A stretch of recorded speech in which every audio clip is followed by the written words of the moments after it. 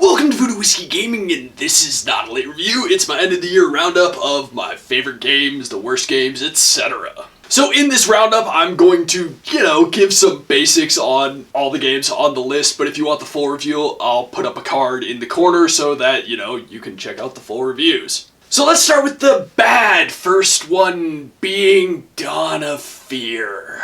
I gotta admit, I was actually pretty excited for this when I first saw it. I saw it on Sony's Facebook page, or the PlayStation Facebook page, and Twitter, and was like, oh man, this looks like some awesome old school Resident Evil going on. And then I played it. Ugh. Also, they straight up ripped off one of the creature designs from The Suffering. I don't care what anyone says. And also, why isn't The Suffering backwards compatible yet? Next up on the list is Those Who Remain. It's another horror game. It's a first-person horror game, and man, the puzzles suck. The story starts out good, and then sucks, and wow. Just wow. Next up, and I've seen people like it, but Mortal Shell. I don't know how anyone could like it, because when I played it, it was garbage. Maybe it's been seriously updated since then, but what I was playing was an attempt at being a tough but fair game like any good Soulsborne, and it just failed intensely at that. Specifically because you couldn't defend yourself appropriately, and I even broke it down frame by frame for myself, and there were times where I shouldn't have gotten hit, and there were times where I definitely should have gotten hit and didn't, and it just didn't balance out. Which is too bad, because the core of it, you look like something out of a Tool video, and I'm okay with that. Next up, Skater XL, which apparently just belongs on the PC, where it's been heavily modded and is actually fun, because on the console, it's trash. I was really hoping for a new skate game, basically, and Skater XL looked like it was even more sim than that, and oh man, it just doesn't work. I'm still waiting on sessions to actually come through, or a real Skate 4, but who knows if that'll actually happen. And then, last but not least, I guess really is kind of least since these are the worst ones, is Daymare 1998. Oh god. Again, I was hoping for a more old school Resident Evil vibe, and what I got was just a piece of shit. Just everything about it, weird glitches, just, oh god. It's one of those things where you wonder why.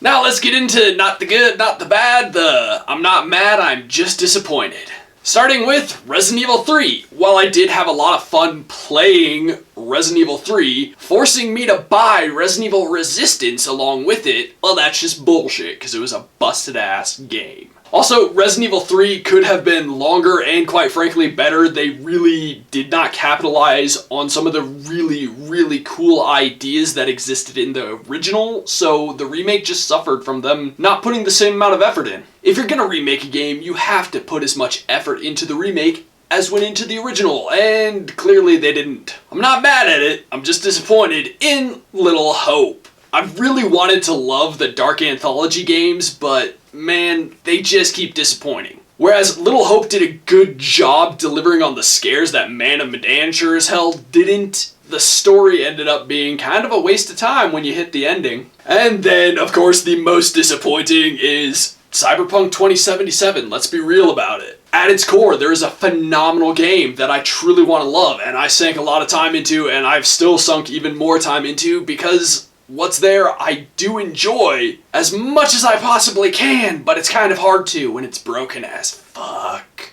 Just so many bugs and glitches that really, some of them not so bad, some of them do detract from the overall experience because they fuck with your ability to do certain things you need to. And one day, unlike the other two games in this list, Cyberpunk 2077 will be patched enough to be awesome.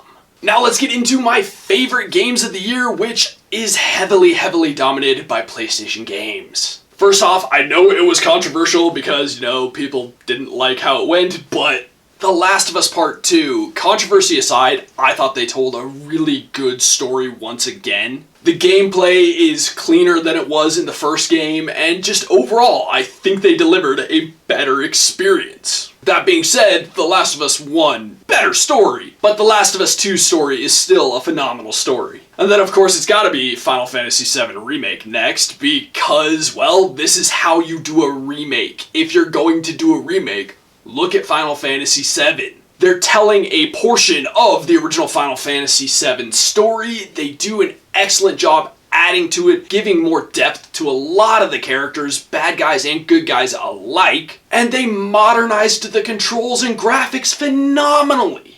Next up, Spider-Man Miles Morales. I mean, how do you follow up a game like Insomniac's Spider-Man? Well, you make this game. The controls, phenomenal. The graphics, phenomenal. The story, phenomenal. I mean, how do you do that? Insomniac, you are insane, and I love you for it. You followed up a near-perfect game with another near-perfect game. Pulling that off with sequels is impressive. Sequels slash spin-offs, I guess. Then, of course, another PlayStation game, Ghost of Tsushima. How could that not be on here? They did a phenomenal job. I'm using that word way too much, but truly, it's amazing. Some of the small details in there, like, you feel like it's a war-torn country and that people are just savages at times. They do a great job with all those small details. They do a great job with the combat, whether it is the stealth or the direct swordplay. It's great. It feels truly rewarding. And what do you want me to say about the story? It's great. It's an amazing story. You feel the feels when you need to feel the feels. You feel right along with your character. I mean, they just do a really, really stunningly good job. Next up, multi-platform game, Doom Eternal. I loved it. I loved it. I loved it. I loved it. It's the best shooter of the year in my opinion. They did a great job picking up on Doom 2016, but then they made it a little more arcadey, they made it even more over the top, but told a better story. It's a fun game to play, I just really enjoy it. And then, my only Xbox exclusive on this list, Tell Me Why. Another Don't Nod game, and I gotta say, I enjoyed it. I thought it was one of the best stories this year. And you can really see how Don't Nod has grown in their gameplay elements in this game. I will say that Twin Mirror shows even more growth in the gameplay side for Don't Nod, but Tell Me Why just keeps up that phenomenal storytelling, what they're known for, what they do best. That's my good, that's my bad, and that's my I'm disappointed in you games of the year. Now, mind you, these are only the games that came out in 2020 that I reviewed in 2020. So I am very much aware that there are games that I reviewed that I loved and are not on this list, and there are games that aren't on this list that other people may love, but I didn't play them. So to wrap this up, I just want to say thank you all for watching. I'm glad you do. I love talking about video games. I hope you enjoy hearing me talk about video games. As always, thanks for watching. If you enjoyed the video, please hit that like button. And if you like what I'm doing in general, share and subscribe. Have a good one. See you next year.